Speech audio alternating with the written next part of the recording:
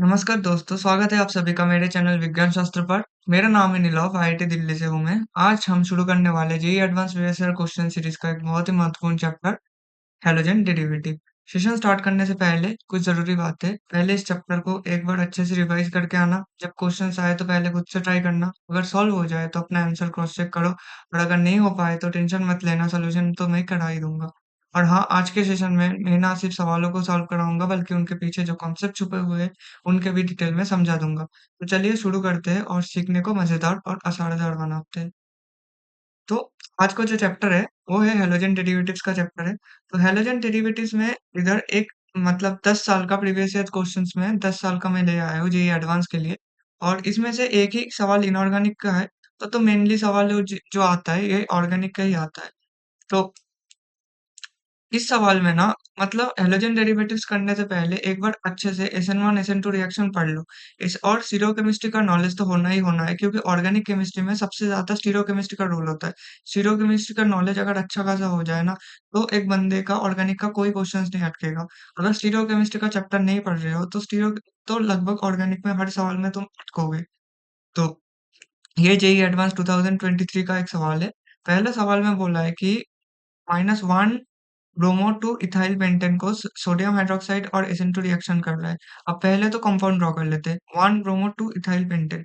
अब 1 bromo two ethyl pentane मतलब first position, second position में इथाइल ग्रुप जगा दिया। ये फर्स्ट है, ये सेकंड पोजीशन है। और फर्स्ट पोजीशन में है क्या, ब्रोमीन। अब ब्रोमीन को क्या हो रहा है, सोडियम हाइड्रोक्साइड दे रहा है, मतलब OH माइनस आएगा, ब्रोमीन को रिप्लेस करेगा। ब्रोमीन को अगर रिप्लेस किया तो क्या होगा, इधर आ गया OH। अब बोल रहा है इन्वर्शन होगा, रिटेंशन होगा, mixture of enantiomer, mixture of structural isomers, mixture of diastereomers, कुछ भी हो सकता है। क्या होगा, अब देखो इस कंपाउंड का अगर इस कार्बन का हम लोग नोमेनक्लेचर निकाले, इस कार्बन का नोमेनक्लेचर हो सकता है क्या, मतलब इसमें दो हाइड्रोजन जुड़े हुए हैं। अब अगर दो हाइड्रोजन जुड़े हुए हैं तो इसका आरएस नोमेनक्लेचर तो नहीं होगा ना। तो इधर का एक जो कार्बन है ना, इधर जो है ये क्या होगा, ये आर और एस कुछ भी होगा, मतलब इधर माइनस दिया हुआ है। अगर हम लोग स्टीरियो केमिस्ट्री निकाले इसका, क्या होगा, तो फर्स्ट इधर साइड तो 1 आ रहा है फर्स्ट, और इधर साइड सेकंड आ रहा है। और इसको अगर हम लोग ऊपर मान लें ना, तो पीछे है हाइड्रोजन, तो फर्स्ट, सेकंड और ये थर्ड जा रहा है, ऐसा। तो आर, तो ये भी आर ही आएगा, कुछ अंतर नहीं होगा। तो इसमें क्या होगा, रिटेंशन ऑफ कॉन्फ़िगरेशन।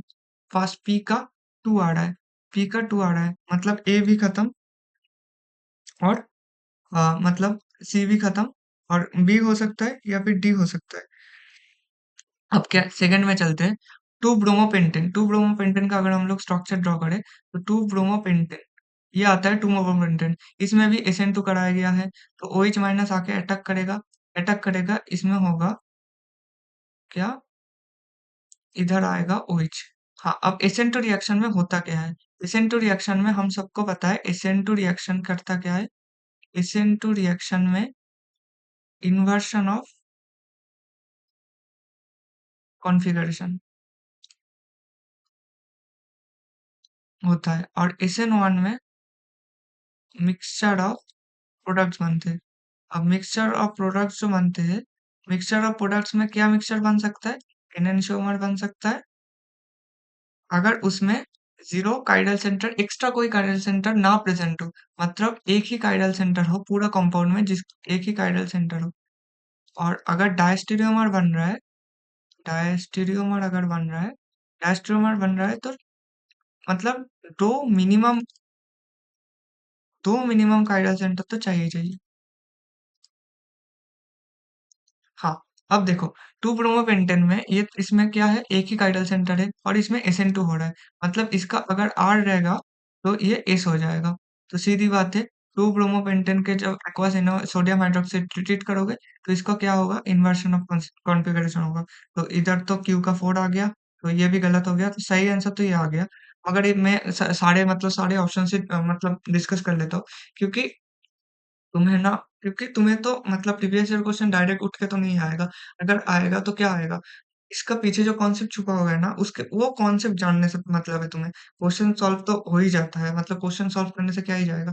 मगर उसके पीछे जो कॉन्सेप्ट्स है, उस कॉन्सेप्ट्स को मैं मतलब दूसरे वीडियोज़ में भी बोलता हूँ कि एक कॉन्सेप्ट को मतलब एक कॉपी लेके बैठो और क्वेश्चन करते टाइम एक छोटा-सा कॉपी ले लो। उसमें मतलब जितने भी कॉन्सेप्ट्स आ रहे हैं ना, उस कॉन्सेप्ट्स को लिख लो कि ये कॉन्सेप्ट इस क्वेश्चन से आया है। इस ये कॉन्सेप्ट मुझे पढ़ना है। ये कॉन्सेप्ट जैसे ये जो चैप्टर है ना, इसके हैलोजन डेरिवेटिव्स में मुझे SN1, SN2 रिवाइज़ करना है, डायस्टेरियोमर और एनेंटियोमर पढ़ना है और स्टीरियोकेमिस्ट्री पढ़ना है।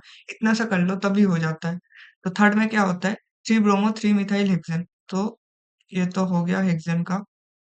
अब 3 मिथाइल में क्या हो गया 3 में ब्रोमो आ गया और 3 में भी मिथाइल आ गया। तो उसमें बोला है SN1 रिएक्शन करने के लिए। तो इसको मैं R1 ग्रुप मान लेता हूँ, इसे R2 मान लेता हूँ, इसे R3 मान लेता हूँ। तो R1, R2, R3 आ गया।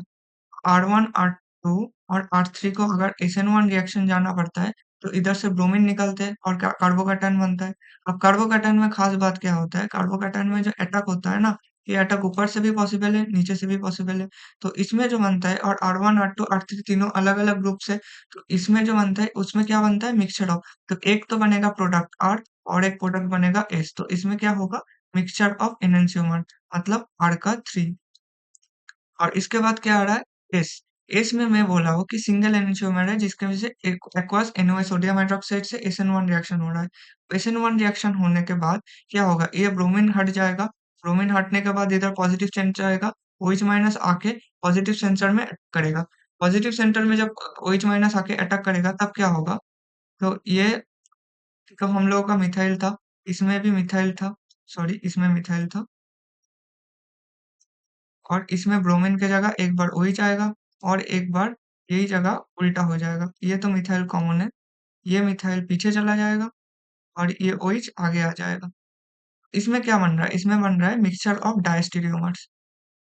अब देखो इसमें क्या होगा? ये तो एक काइरल सेंटर हुआ, इस ये भी एक काइरल सेंटर हुआ। मैंने बोला कि अगर SN1 रिएक्शन दिया हुआ है, SN1 रिएक्शन में मिक्सचर ऑफ प्रोडक्ट्स आता है। SN1 रिएक्शन में अगर दो काइरल सेंटर दिख रहा है, तो ये सीधा-सीधा क्या होगा? डायस्टेरियोमर्स होगा।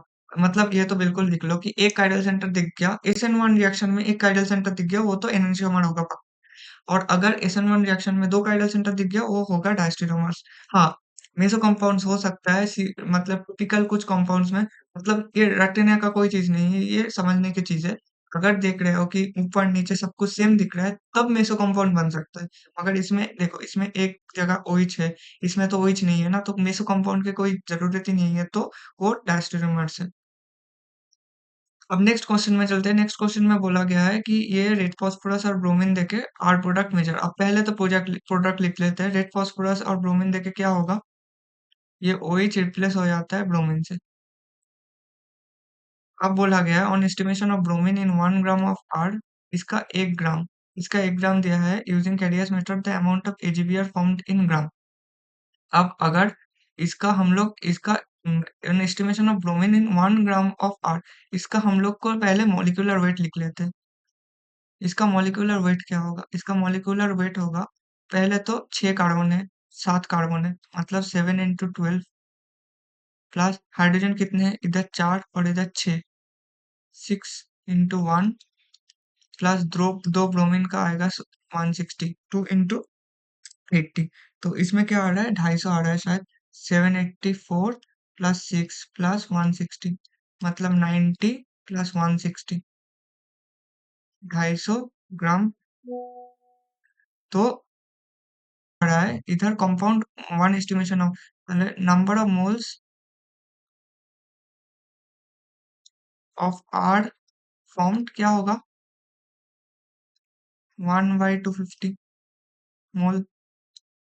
मतलब number of bromine atoms in moles कितना होगा 2/250 मोल्स। अब अगर इतना नंबर ऑफ ब्रोमीन एटॉम्स है तो इसके साथ हम लोग अगर सिल्वर को ट्रीट करें ना तो सिल्वर AgCl को दे या फिर सिल्वर नाइट्रेट को दे तो सिल्वर नाइट्रेट क्या होगा? सिल्वर नाइट्रेट इसको प्रेसिपिटेट कर देगा। सिल्वर नाइट्रेट प्रेसिपिटेट करके तो number of AgBr in moles कितना आएगा? ये भी सेम ही आएगा 2/T50 मोल्स। अब मॉलिक्यूलर वेट ऑफ एजीबीआर क्या है? Molecular of weight of AgBr silver का आता है 108 प्लस 80 188 ग्राम मोल इनवर्स। अब अगर मॉलिक्यूलर वेट आ गया, मोल्स नंबर ऑफ मोल्स आ गया, तो वेट निकाल लो। तो वेट या फिर मास ऑफ एजीबीआर कितना आएगा? 188 इंटू 2 बाई 250। इसे कर लेना। तो इसको करके जो आएगा, जितना आएगा वो है 1.504। ये क्या आएगा? ग्राम में आएगा। तो जो आंसर आएगा वो आंसर दिया हुआ था 1.49 से 1.50 के बीच में। मैं सजेस्ट करूंगा कि क्वेश्चन में टिपिकली इधर तो दिया नहीं हुआ है, मगर उधर ना लगभग तुम्हें बोल देगा कि up to 2 digits, up to 4 digits लगभग। ये तो एनएटी है तो दिक्कत नहीं होगा, मगर ये ध्यान रखना कि हमेशा पॉइंट के बाद तीनों डिजिट कंसिडर करके जाना। नहीं तो मतलब सही सवाल करके आओगे, थोड़ा सा दिक्कत होने से मतलब दिक्कत हो जाएगा। 1.419 से 1.51 था, तो कोई दिक्कत नहीं होगा। 1.50 लेके आओ तो कोई प्रॉब्लम नहीं होता। इसके बाद नेक्स्ट सवाल पे चलते हैं। हाँ, तो ये बोल रहा है कि hydrogen in Q, the wait percentage of hydrogen in Q formed in the. पहले तो रिएक्शन कर लेते हैं। पहले दिया है सोडियम हाइड्रोक्साइड। सोडियम हाइड्रोक्साइड देने से क्या होगा? ये डाउ प्रोसेस है, इधर O माइनस Na प्लस हो जाता है। उसके बाद हम लोग अभी इसे ना मिक्स्ड एसिड करते हैं। ए में लिख दो इसे ना, माँ की तरह याद कर लो कि ये मिक्स्ड एसिड है। मिक्स्ड एसिड जब भी दोगे ना, तो ये क्या है? Concentrated H2SO4 plus concentrated HNO3 का एक मिक्सचर है। इसमें क्या होता है? इसमें ऑर्थो और पैरा पोजीशन में NO2 ग्रुप जुड़ जाता है। अब बोला क्वेश्चन में क्या बोला है? Found in the following reaction wait percentage of hydrogen. Hydrogen का परसेंटेज। अब इसका हम लोग टोटल मॉलिक्यूलर वेट निकाल लेते हैं। टोटल मॉलिक्यूलर वेट क्या होगा? 6 कार्बन है, तो 6 × 12 प्लस नाइट्रोजन कितना है? नाइट्रोजन तो है 3, 3 × 14 प्लस ऑक्सीजन कितना है? 2, 4, 6, 7, 7 × 16 प्लस हाइड्रोजन कितने हैं? 2 और एक 3, 3 × 1। तो इसका जो टोटल आ रहा है वो टोटल आएगा लगभग 229 ग्राम मोल इनवर्स। ये खुद से कर लेना। और इसे ना पिक्रिक एसिड कहते हैं। इसका एसिडिटी लगभग ना 1 से 2, मतलब पीएच रेंज में, पीके रेंज में बिलोंग करते हैं। तो ये बहुत ज्यादा एसिडिक है। ऑर्गेनिक एसिड में भी ये बहुत ज्यादा एसिडिक होता है, क्योंकि इसमें इसके हाइड्रोजन निकलने के बाद जो और नेगेटिव चार्ज होता है ना, वो बहुत ज्यादा स्टेबल है। तो इसके लिए पिक्रिक एसिड बहुत मतलब बहुत ज्यादा एसिडिक होता है। तो अब बोला है हम लोगों को कि वेट परसेंटेज ऑफ हाइड्रोजन निकालने के लिए। तो वेट परसेंट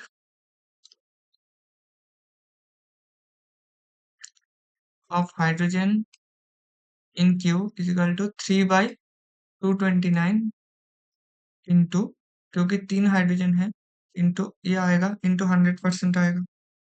तो इससे अगर परसेंटेज में निकला है तो कितना आएगा? 1.31% आ रहा है। तो इसका आंसर आएगा 1.31। मतलब इस सवालों में कुछ नहीं हो रहा है। अगर तुम्हें रिएक्शन पता हो तो तुम सवाल कर पाओगे, रिएक्शन पता ना हो तो खत्म। तो इसके बाद हम लोग चलते हैं नेक्स्ट सवाल पे। हाँ, ये क्वेश्चन बहुत ज्यादा इंपॉर्टेंट है। इस क्वेश्चन में बोला गया है कि the correct statement for the following addition reaction is. अब ब्रोमीन और CH3, ब्रोमीन CH3 में दो, एक तो ट्रांस लिखा है और एक में सिस लिखा है। तो पहले तो प्रोडक्ट्स बना लेते हैं। ब्रोमीन CH3 क्या करता है? ये करता है anti addition. Anti addition reaction. अब एंटी एडिशन रिएक्शन में फायदा बहुत कुछ है। एंटी एडिशन रिएक्शन में क्या होगा? पहले तो एक को करते हैं कि CH3, अब इसमें मैं क्या कर देता हूँ? CH3 पहले मैं ट्रांस को लेता हूँ। CH3 इधर तो हाइड्रोजन है, इधर हाइड्रोजन है, और एक बार क्या है? एक बार इधर CH3, CH3 हाइड्रोजन और हाइड्रोजन। पहले तो ट्रांस प्रोडक्ट कर लो। ट्रांस प्रोडक्ट कैसे होगा? जब ब्रोमीन 2 दोगे तो एक ब्रोमीन आएगा, एक ब्रोमीन आके ऊपर, मैं इसे ना प्लेन कंसीडर कर रहा हूँ। तो ये हम लोग का अबव द प्लेन है, ये पीछे बॉन्ड है, ये अबव सामने बॉन्ड है। इसे एक प्लेन की तरह मान लो। सॉरी, ये हाइड्रोजन होगा, ये Me होगा, ये हाइड्रोजन है। तो इसमें क्या होगा? ब्रोमीन आएगा, ब्रोमीन आके अटैक इधर से भी कर सकता है, इधर से भी कर सकता है। तो इधर से और इधर से करेगा तो 2 प्रोडक्ट बन रहे हैं। 2 प्रोडक्ट बन के क्या आएगा? एक बार तो Ame हाइड्रोजन, ब्रोमीन और इधर नीचे ब्रोमीन कब है? जब इधर अटैक कर रहा है ए, ये ए प्रोडक्ट है और ये अगर बी से अटैक कर रहा है तो ये बी प्रोडक्ट बनेगा। ये बन गया एक प्रोडक्ट और ये आएगा हम लोगों का दूसरा प्रोडक्ट। दूसरा प्रोडक्ट कैसे आएगा? ब्रोमीन नीचे आएगा क्योंकि इस साइड से अटैक किया है, लेफ्ट साइड से, फर्स्ट पोजीशन से अटैक किया है, फर्स्ट पोजीशन से, और इधर ब्रोमीन एच एमी। देखो इसमें होता क्या है, इसमें इसके बाद क्या होगा? इसके बाद ये तो है normal 100 horse position, 100 horse conformation. 100 horse conformation से हम लोगों को ले जाना पड़ेगा फिशर कन्फर्मेशन में, क्योंकि फिशर में सब कुछ सही से संभल जाता है, क्योंकि तुम्हें ना कंपेयर करना पड़ेगा दोनों प्रोडक्ट्स में। तो अगर 100 हॉर्स से मतलब सॉरी 100 हॉर्स नहीं, ये तो मैंने मतलब फ्लाइंग वेज है ये। फ्लाइंग वेज से तुम्हें ले जाना पड़ेगा फिशर में। तो सीधी बात समझो, कंपेयर करने में ना ये मिथाइल मिथाइल ग्रुप्स कॉमन है, तो मिथाइल मिथाइल को पकड़ लो। और मैं भी एक ट्रिक सिखा दूंगा, ये ट्रिक ना सब ऑल टाइम याद रखना कि कैसे कन्वर्शन करना है। जो जिसको तुम्हें middle the centre of the line में रखना है, उस सेंटर ऑफ द लाइन को ऑन द प्लेन समझ लो। मान लो कि इसे तुम्हें रखना है, कि तुम्हें करना है ऐसा कि मिथाइल और मिथाइल को ऊपर नीचे रखना है, तो उसे ना एक प्लेन में रख लो। उसे अगर एक प्लेन में रख लिया, अबव द प्लेन कौन दिख रहा है? ब्रोमीन दिख रहा है और इसमें अबव द प्लेन हाइड्रोजन दिख रहा है। तो इसका जो कैविटी आ रहा है ना, ये छोटा सा एंगल आ रहा है, फर्स्ट कार्बन के लिए ये छोटा सा एंगल आ रहा है, मतलब ब्रोमीन जाएगा उस तरफ, राइट की तरफ जा रहा है। जो ऊपर है वो शॉर्ट एंगल में जाएगा, जो ऊपर है वो शॉर्ट एंगल में जाएगा। ब्रोमीन ऊपर है, शॉर्ट एंगल में जा रहा है, मतलब राइट की तरफ। हाइड्रोजन ऊपर है, इधर शॉर्ट एंगल किधर है? इधर, क्योंकि ये तो बड़ा एंगल होगा ना, तो ये छोटा सा एंगल है, तो हाइड्रोजन इस तरफ आएगा और ब्रोमीन इधर रह जाएगा। तो ये तो बन रहा है। अब देखो तुम लोगों को मतलब तुम जेईई एडवांस वाले हो, मतलब भाई तुझे तो पता ही होगा ना कि फ्लाइंग वेज से फिशर कैसे कन्वर्ट करना है। तो भाई जिस मेथड से कंफर्टेबल हो ना, उस मेथड से कर लेना, कोई दिक्कत नहीं होगा। अब इसमें देखते हैं, इसमें क्या होगा? मिथाइल मिथाइल को ऑन द प्लेन मान लो। मिथाइल मिथाइल को ऑन द प्लेन मान लिया। अब क्या होगा? ये हाइड्रोजन अबव द प्लेन है तो इस साइड जाएगा, राइट साइड जा रहा है, और इसमें ब्रोमीन अबव द प्लेन है तो इस साइड आएगा। खत्म काम। अब इसको बोला है, क्वेश्चन में बोला गया है कि ये जो प्रोडक्ट है ना, इसमें एम एंड एन बन रहा है, ओ एंड पी बन रहा है। तो मान लो कि ये एम है, ये एन है, तो ओ एंड पी बनाना है इससे। ये भी ब्रोमीन एडिशन होगा, इसमें ब्रोमीन देते वक्त क्या होगा? मिथाइल ब्रोमीन आएगा, ब्रोमीन प्लस, ये ना कार्बोकेटाइन नहीं होता, ये एक टिपिकल, मतलब इसे ना हम लोग मतलब नॉर्मल कार्बोकेटाइन नहीं, ये इसे बोलते हैं नॉन क्लासिकल कार्बोकेटाइन। ये याद रखना, इसे बोलते हैं नॉन क्लासिकल कार्बोकेटाइन। इसके बाद भी ब्रोमीन एडिशन होगा, ब्रोमीन माइनस इधर से भी अटैक कर सकते हैं, इधर से भी अटैक कर सकते हैं।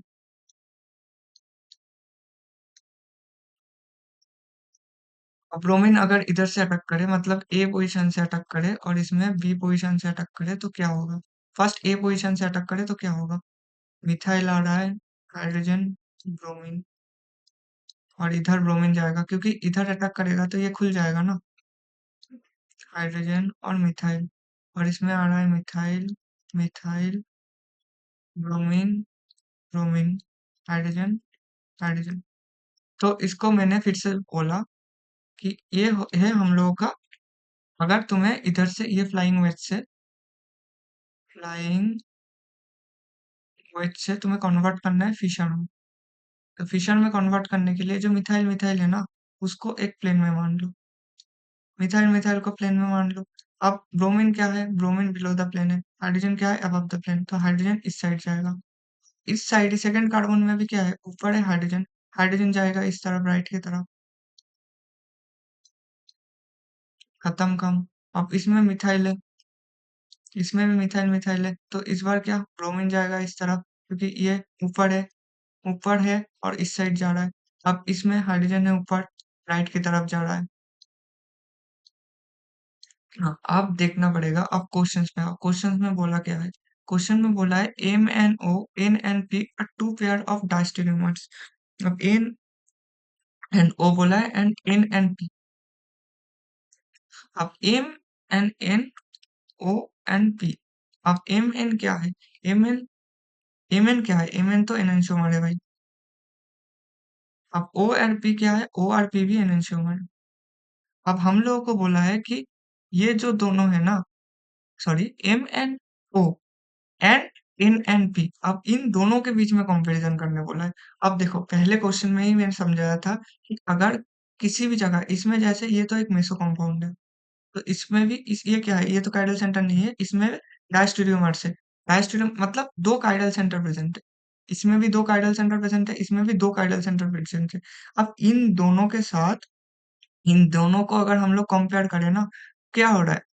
इसके साथ ये तो सिमिलर आएगा, मगर ये कार्बन का सेंटर, मतलब मान लो कि ये आर है या एस है, ये अगर आर होगा तो ये एस होगा।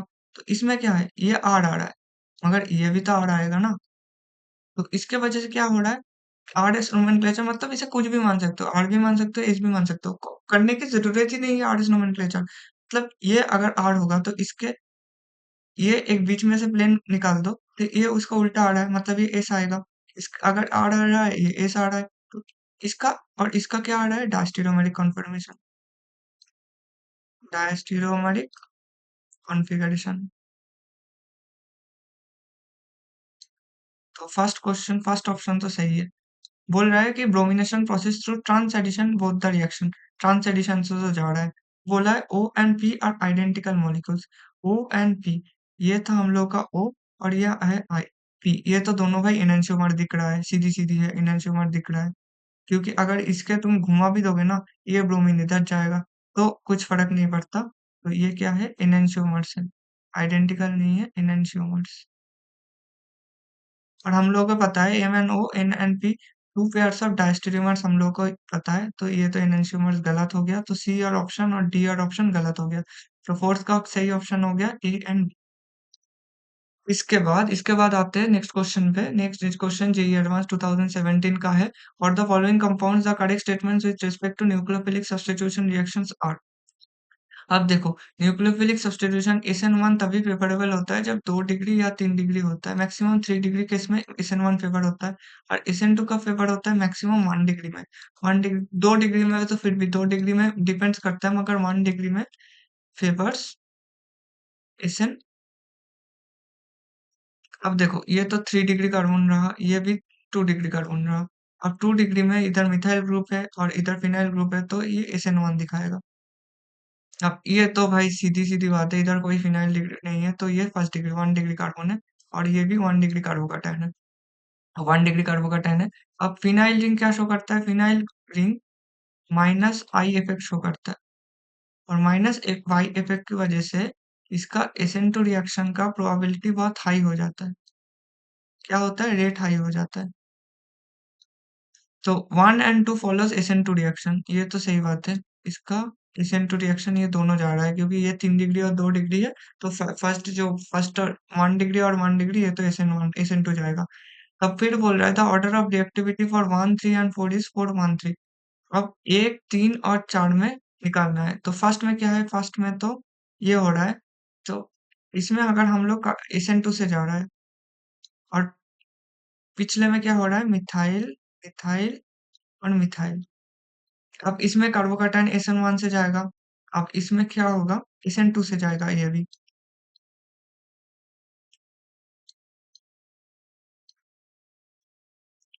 ब्रोमीन निकालेगा, OH माइनस जब अटैक करेगा, या फिर कोई न्यूक्लियोफाइल अटैक करेगा, तो ये SN2 से चला जाएगा। तो इसमें क्या होगा? ये SN2 या SN1 जिसमें भी जाए, अगर SN1 से जाए, तो इसमें जो कार्बोकैटायन बन रहा है ना, ये क्या है? बेंजीन रिंग के साथ स्टेबल है, बेंजीन रिंग स्टेबिलिटी, या फिर फिनाइल रिंग स्टेबिलिटी बोल रहे हो। और इधर क्या है? 3 अल्फा हाइड्रोजन से, जो कि इस कार्बोकैटायन के बहुत ज्यादा स्टेबल कर देगा। तो रिएक्शन का RDS स्टेप जो होगा वो फास्ट हो जाएगा, और जितने अच्छे से रिएक्शन प्रोसीड कर जाएगा। तो इसके बाद क्या आता है, इसके बाद हम लोग आते हैं नेक्स्ट में। नेक्स्ट में क्या होगा, नेक्स्ट में इस कार्बन में तो SN2 हो रहा है, इस SN2 अच्छा हो रहा है, और इसमें क्या है 9 अल्फा हाइड्रोजन है। 9 अल्फा हाइड्रोजन की वजह से इसका जो SN1 रिएक्शन है ना, वो भी बहुत अच्छे तरीके से हो जाता है। सच, ये तीनों में से जब कंपैरिजन करें ना, तो SN2 रिएक्शन लगभग बहुत फास्ट होता है। SN1 को तो लास्ट में रख दो। SN2 रिएक्शन में जो हो रहा है, SN2 रिएक्शन में क्या हो रहा है, इसमें और इसमें अगर देखोगे, तो ये SN2 SN1 दोनों को बहुत ज्यादा फेवर कर रहा है। दोनों को फेवर करने की वजह से क्या होगा, इसमें कार्बोकैटायन भी स्टेबल हो रहा है, और फिनाइलिन के वजह से इधर जब न्यूक्लियोफाइल आएगा तो बहुत अच्छे से, मतलब अटैक कर सकता है। तो दोनों की वजह से फोर्थ का जो रेट है ना, फोर्थ का रेट बहुत हाई हो जाता है, और फास्ट तो मिडिल में है। तो SN2 और SN2 में इसके पास ये तो SN1 से नहीं जाएगा, तो SN2 और SN1 दोनों दोनों में ये फोर्थ फेवर्ड हो जाएगा। तो फर्स्ट, मतलब सबसे अच्छा रेट हो रहा है फोर्थ का। अगर मैं पूरा ही लिख दूं तो फोर्थ का आएगा फर्स्ट, फिर आएगा वन, फिर आएगा थर्ड, फिर आएगा सेकंड। इसके बाद one and three follows SN1 mechanism. First और थर्ड फॉलो कर रहा है SN1 मैकेनिज्म, ये तो गलत है भाई। फर्स्ट और थर्ड तो कभी नहीं करेगा SN1 मैकेनिज्म का। सॉरी, फर्स्ट और थर्ड बोल रहा है ना, तो फर्स्ट और थर्ड SN1 मैकेनिज्म तो ये जा रहा है। ये भी SN1 से जा सकता है, क्योंकि ये SN2 भी जा सकता है, SN1 से भी जा सकता है, क्योंकि अगर SN1 से जाए तो कार्बोकैटायन 3 डिग्री जब ब्रोमीन निकलेगा, तब जब कार्बोकैटायन जो बन रहा है, ये क्या है, रेजोनेंस के वजह से, रेजोनेंस स्टेबिलाईजेशन, रेजोनेंस की वजह से बहुत ज्यादा स्टेबल हो। तो first and three follows SN1 mechanism. फिर compound 4 undergoes inversion of configuration. अब ये देखो, ये तो एक काइरल सेंटर है, क्योंकि ये फिनाइल है, मिथाइल है, ब्रोमीन है, और पीछे हाइड्रोजन है। अब इसको अगर हम लोग, मतलब SN2 से जाएगा, अगर SN2 जाएगा, तो इसके ऊपर क्या हो रहा है, फिनाइल, मिथाइल, ब्रोमीन, हाइड्रोजन। ये SN2 की वजह से क्या हो रहा है, इसका इन्वर्शन ऑफ कॉन्फ़िगरेशन होगा, इन्वर्शन ऑफ कॉन्फ़िगरेशन। तो ये तो हो गया फिफ्थ का। अब नेक्स्ट में आते हैं सिक्स क्वेश्चन। ये डायरेक्ट इनऑर्गेनिक क्वेश्चन बेसिस है। इसमें अगर तुम्हें रिएक्शन पता हो तब कर पाओगे, रिएक्शन ना पता हो तो नहीं होगा। अब देखो, रिएक्शन बहुत ही आसान सा है। जिंक दिया है, जिंक के साथ सोडियम हाइड्रोक्साइड दिया है। तुम्हें पता है कि जिंक क्या देता है, और इसमें क्या आता है, Na2 ZnO2 plus hydrogen gas. ये रिएक्शन है, तो इसमें से तो हाइड्रोजन गैस निकल रहा है। फिर ऑर्गेनोमेटल कंपाउंड, ये ऑर्गेनोमेटेलिक बनेगा जब गोल्ड के साथ, ये तो बन रहा है हाइड्रोजन गैस। गोल्ड के साथ जब तुम NaCN से ट्रीट करोगे, तो गोल्ड के साथ जब NaCN ट्रीट होता है, तो क्या निकलता है, AuCN2 प्लस 4 सोडियम हाइड्रोक्साइड। तो इससे तो हाइड्रोजन नहीं निकल रहा है। फिर इसके बाद क्या आता है, कॉपर प्लस 4HNO3। भाई ये तो बहुत, ये रिएक्शन तो बहुत फेमस रिएक्शन है। हाँ, इसमें ना ये कॉन्सेंट्रेटेड यूज करना। कॉपर नाइट्रेट आता है, कॉपर नाइट्रेट के साथ 2NO2 प्लस 2H2। तो इसमें भी हाइड्रोजन गैस नहीं निकल रहा है। और इसके बाद formation of passive layer of, ये क्या होता है, आयरन मेटल के साथ जब कॉन्सेंट्रेटेड HNO3 करते हो, तो सरफेस में क्या बन जाता है, सरफेस में Fe2O3 बनता है।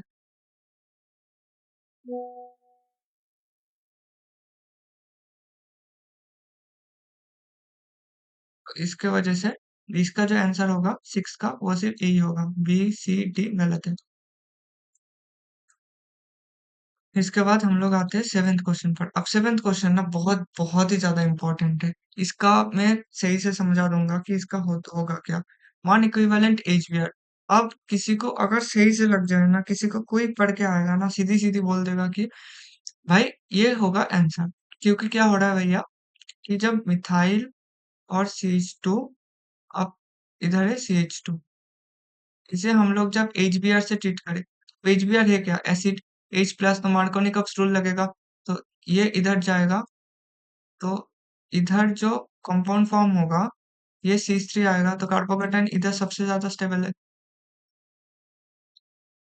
और ब्रोमीन माइनस जाएगा, ब्रोमीन माइनस जाके इधर से अटैक कर देगा। हाँ भाई ये सही है, ये मिथाइल मिथाइल जाके ब्रोमीन, और ये CH2, ये सही है, ये मुझे कोई गलत नहीं है। मगर हाँ, ये जो करोगे ना, ये अगर बोल देता कि ये 0 डिग्री सेंटीग्रेड है, फिर ये मेजर प्रोडक्ट है। मगर तुम्हें क्या बोला है, द मेजर प्रोडक्ट, ये वन इक्विवेलेंट HBr दिया, अब कोई टेम्परेचर कंडीशन तो मेंशन नहीं हुआ है। टेम्परेचर कंडीशन से ऊपर ये वेरी करता है, क्योंकि ये जो प्रोडक्ट बन रहा है ना, ये काइनेटिक प्रोडक्ट है। अब काइनेटिक प्रोडक्ट तभी मेजर होता है जब लो टेम्परेचर में काइनेटिक प्रोडक्ट मेजर प्रोडक्ट होगा। मगर इधर टेम्परेचर कंडीशन तो मेंशन नहीं हुआ है, मतलब ये कहाँ पर हो रहा है, रूम टेम्परेचर पर हो रहा है। रूम टेम्परेचर में मेजर होता है थर्मोडायनेमिक प्रोडक्ट, मतलब TCP product. TCP product major होगा, तो इसमें क्या होगा, ये तो बन रहा है तुम लोगों का प्लस पॉजिटिव चार्ज, ये इंटरमीडिएट बन रहा है CH2। इसके बाद ब्रोमीन आएगा, इधर अटैक करेगा, और ये आएगा, ये होगा एक्चुअल प्रोडक्ट। अब ये प्रोडक्ट मेजर क्यों बन रहा है, ये तो आगे आंसर। अब इसके पीछे ना थोड़ा केमिस्ट्री, ये सुन लेना अच्छे से। तो जो आंसर आ रहा है वो तो पहले बोल देता हूँ, ये ऑप्शंस बन रहा है क्या, डी। डी आ रहा है मेजर प्रोडक्ट। अब डी मेजर क्यों आ रहा है, थर्मोडायनेमिक प्रोडक्ट ये क्यों है, और ये काइनेटिक प्रोडक्ट क्यों है, और ये थर्मोडायनेमिक प्रोडक्ट क्यों है। अब देख लेना अच्छे से कि इसमें जो स्टेबिलिटी है ना, तुम ब्रोमीन के बेसिस पे तो स्टेबिलिटी नहीं बोल सकते। कंपाउंड का मतलब मॉलिक्यूल का स्टेबिलिटी कब आएगा, जब तुम्हारा हाइपर कंजुगेटिंग स्टेट, मतलब तुम्हारा पूरा मॉलिक्यूल स्टेबल हो। अब इसमें रेजोनेंस देखो, रेजोनेंस तो नहीं हो पा रहे, तो इसमें से इधर तो कोई हाइड्रोजन स्टेबल नहीं है, इधर भी कोई हाइड्रोजन नहीं है, इधर भी कोई कार्बन मतलब कोई अल्फा हाइड्रोजन नहीं है। तो इसका जो अल्फा हाइड्रोजन है ना, ये जीरो है, मतलब ये कंपाउंड उतना ज्यादा स्टेबल ही नहीं है। मगर इसमें अगर देखोगे ना, तो इसमें जो नंबर ऑफ अल्फा हाइड्रोजन है, ये अल्फा हाइड्रोजन से 8। तो ये कंपाउंड मेजर तभी होगा जब क्या बोलेगा, रूम टेम्परेचर या हाई टेम्परेचर। रूम टेम्परेचर या हाई टेम्परेचर में ये कंपाउंड थर्मोडायनेमिक फेवर देता है। तो ये कंपाउंड का ये आंसर है। हाँ, मैं एक बार बोल सकता हूँ कि ये क्वेश्चन अगर आया है, तो अगर तुम्हारा ये क्वेश्चन आ जाए, मिथाइल आया, CH2 आया, इसे बोल गया कि 1 मोल ऑफ ब्रोमीन 2 दिया है, तो 1 मोल ऑफ ब्रोमीन 2 दिया है ना, तब ये आंसर आएगा। ये याद रख लेना थोड़ा। याद रखने का कोई ज़रूरत नहीं है, मतलब अगर तुम कर सकते हो तो। इसमें क्या आता है, 1 four addition product, 1 four addition product, ये इसका मेजर आंसर है। अब देख लो, ये मतलब ये काइनेटिक फेवरेबल और मतलब काइनेटिक फेवर्ड प्रोडक्ट, और मतलब काइनेटिक फेवर्ड, थर्मोडायनामिकली फेवर्ड, ये बहुत ही ज़्यादा इम्पोर्टेंट हो जाता है। कभी-कभार मतलब टेम्परेचर ऊपर, मतलब इलेक्ट्रोफिलिक एडिशन रिएक्शन में टेम्परेचर के ऊपर डिपेंड होता है बहुत ज़्यादा। मतलब इधर जब हो रहा है ना, जी मैं जब काइनेटिक प्रोडक्ट ये बोल रहा हूँ, केसीपी प्रोडक्ट है, मतलब केसीपी बनता है 80% बनता है, तो इसके साथ टीसीपी भी बनता है, टीसीपी 20% बनता है। मगर इधर बोला है ना मेजर प्रोडक्ट, अब इसका जो परसेंटेज रहता है ना, ये लगभग 4:1 ही रहता है, क्योंकि हम लोग जब लैब में काम करते हैं ना, तब दिखता है ये सब कुछ। मतलब जब टीएलसी वगैरह करोगे तब। इस अब बोला है कि the compounds on hydrogen active compounds कौन कौन। अब देखो, इसमें से हाइड्रोजन हटा दो, मतलब हाइड्रोजनेशन होगा, मतलब जो एल्किन था उसके साथ हाइड्रोजन दोगे तो क्या होगा, एल्केन में कन्वर्ट हो जाएगा। तो इसमें जो बनता है, इसमें अगर इसको हम लोग एल्केन में कन्वर्ट कर दिए, तो क्या होगा, इधर एक ब्रोमीन है और इधर एमी है, तो ये तो एक आइडल सेंटर बन गया। तो ये तो ऑप्टिकली एक्टिव। इसके बाद ये इसको अगर हम लोग बदल दिए, तो ये आ रहा है ब्रोमीन, हाइड्रोजन। अब ये तो मेरे से कंपाउंड है, क्योंकि ये दोनों साइड सेम है, तो ये हो गया हम लोगों का ऑप्टिकली इनएक्टिव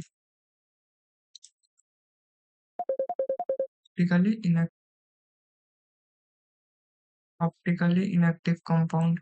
इसके बाद हम लोग अगर इसे ट्रीट करें, तो ये हम लोग का मिथाइल मिथाइल ब्रोमीन और मिथाइल, तो ये तो काइडल सेंटर हो रहा है, काइडल सेंटर का प्रेजेंट है, मतलब ये ऑप्टिकली एक्टिव, ये भी ऑप्टिकली एक्टिव। तो ये नहीं हो रहा है, ये भी नहीं हो रहा है, ये ऑब्वियसली होगा। मैं दूसरे मार्कर से मार्क कर देता हूँ, ये आंसर है। और इसके बाद इसे भी हम लोग निकाल दे तो ये भी सेम आ रहा है। ये जस्ट ये दोनों के कुछ नहीं है, ये दोनों तो एनंशियोमर्स बन रहा है सीधे सीधी। तो ये है ऑप्टिकली इनएक्टिव, क्योंकि ये दोनों साइड सेम है। ऑप्टिकली इनएक्टिव, ये तो इसका आंसर आ गया। अब लास्ट में अब इसका देख लो। अब बोला है the reactivity of compound Z with different halogens under appropriate conditions is given below. भाई ये तो भाई फुद्दू का सवाल है। ये मान लो कि ये जो OH है ना, ये OH क्या शो करता है? ये OH शो करता है plus M, plus M, plus M, क्योंकि कोई इलेक्ट्रॉन डोनेट हुआ है तो क्या होगा? ऑर्थो पैरा प्रोडक्ट देगा। इलेक्ट्रॉन डोनेटिंग ग्रुप फेवर क्या करता है? Favours ortho para position substitution. और अगर कोई इलेक्ट्रॉन विद ग्रुप जुड़ा हुआ है, फेवर्स मेटा पोजिशन सब्स्टिट्यूशन। हाँ, अब पहले क्या है? अब आयोडीन, ब्रोमीन और क्लोरीन है। मतलब इधर से इधर जाओगे तो हैलोजन का साइज क्या हो रहा है?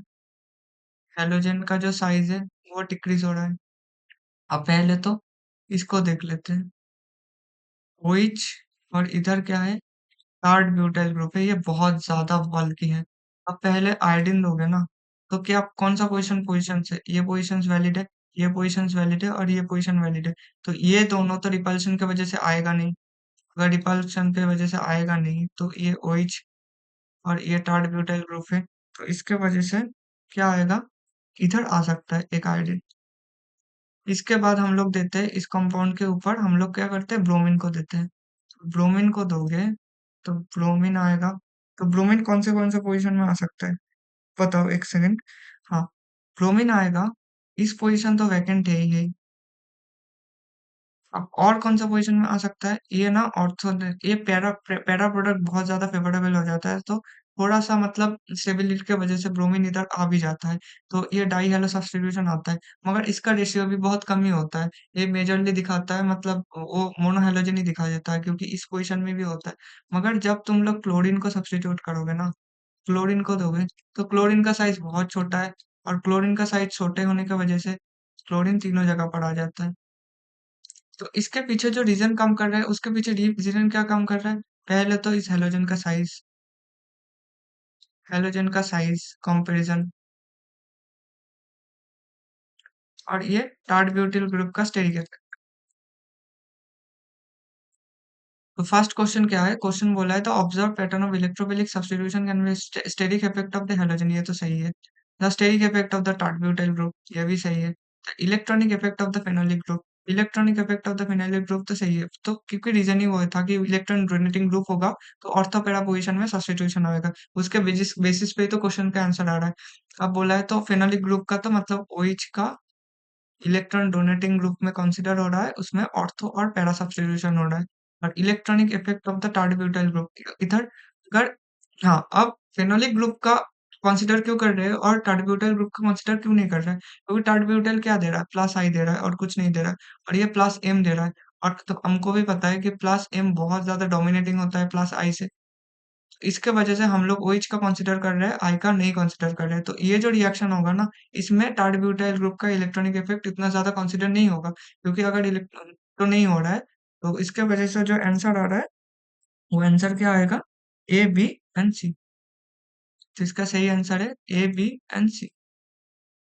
तो यही था, मतलब 3-4 मतलब 9 क्वेश्चंस था टोटल, पिछले 10 साल में यही आया था हैलोजन डेरिवेटिव्स का सवाल।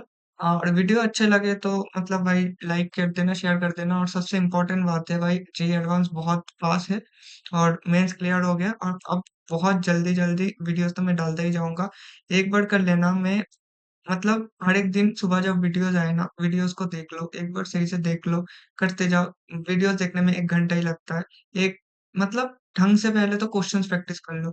और मैं बोलूंगा कि यूट्यूब में बहुत सारे वीडियोस है जेईई एडवांस का सवालों का, यूट्यूब से पढ़ते जाओ, क्योंकि खुद से क्वेश्चन सवाल करोगे, खुद से आंसर आ जाएगा। मगर उसके पीछे तुम शायद कोई गलत कॉन्सेप्ट लगा रहे हो, कुछ गलत इस क्वेश्चन में ही देख लो ना, इस कॉन्सेप्ट में अगर कोई स्टार्ट ब्यूटाइल ग्रुप का इलेक्ट्रॉनिक इफेक्ट समझ के ऑप्शन तो सही आ जाएगा। ऑप्शन सही आने से कुछ मतलब नहीं होगा, मगर तुम्हें क्या करना है, उसके पीछे जो कॉन्सेप्ट है ना वो समझना है। तो सही-सी बात है कि यूट्यूब में आओ, किसी का भी वीडियो उठा लो, तो वीडियो उठाने के बाद क्या हो, क्वेश्चन्स को देखो, वीडियो को पॉज़ करो, वीडियो को पॉज़ करके आंसर कर लो। आंसर अगर ऑप्शन सही हो रहा है तो एक बार सुन लो कि उसके पीछे जो क्रॉस रेफरेंस का कॉन्सेप्ट जो टीचर लगा रहा है उसका सुन लो, उसको अच्छे से सुन लोगे ना तो तुम्हारे दिमाग में वो कॉन्सेप्ट सेट हो जाएगा। उसके बाद आगे बढ़ते जाओ, आगे बढ़ते जाओ। और वही होता है, अब भाई बहुत पास आ गया है एग्ज़ाम और पढ़ते जाओ, अच्छे से पढ़ो, भाई तुम्हारा रैंक अच्छा आएगा तो तुम्हारा ही फ़ायदा होगा, किसी का दूसरे का फ़ायदा नहीं होगा। और वीडियो अच्छे लगे तो भाई थोड़ा शेयर कर देना दोस्तों में, क्योंकि तुम लोगों का ग्रुप बहुत बड़े होता है, तुम लोगों का दोस्तों में, फ्रेंड सर्कल में वीडियोज़ भेजोगे तो भाई मैं भी आईआईटी दिल्ली से हूँ, तुम लोग जब आईआईटी दिल्ली में आओगे तो आईआईटी दिल्ली का माहौल बहुत अच्छा है, मतलब सारे आईआईटीज़ का अच्छा है, बहुत मज़ेदार आएगा, तो भाई लाइक, शेयर कर देना, सब्सक्राइब कर देना। Okay, thank you, bye.